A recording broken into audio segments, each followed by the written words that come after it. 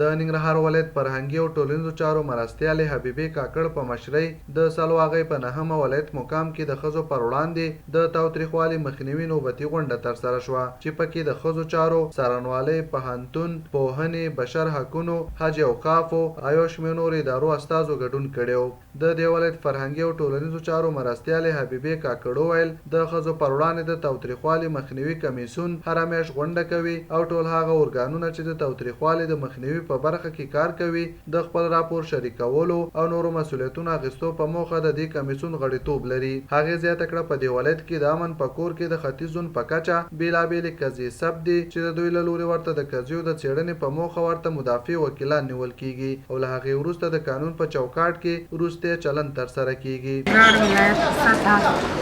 د تاوتریخوالي کمښت کمیسیون لرو چې دا کمیسیون مشري زما په غاړه ده او هغه ارګانونه چې د مېرمنو د تاوتریخوالي د کمښت په رابطه باندې کار کوي دا یې غړیتوب لري.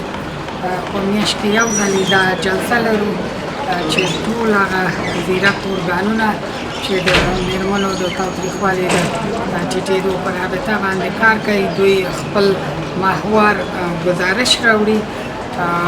دلته د امن کور دی البته د زون په کچه دی چې د امن کور کې دا قضایه ثبت راجستر کیږي. دا څه د نورو ولایتو په هماهنګۍ دا قضایاوې چې دي اکثره د نورو ولایتو دي د ننګرهار دي ډېر کمه دا د نورو ولایتو د مسؤلینو سره هماهنګي شوې ده. په دې کې مدافع وکیلان وو محاکمو څارنوالۍ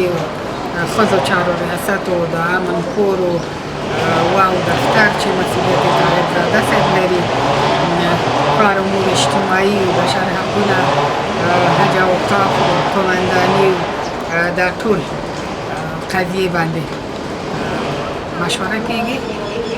بیا ورته د حل لارې پیدا کوو د قضایاو پیگیري کوو چې تر څو قضیې حل او دغه متضررینې مېرمنې بیرته خپل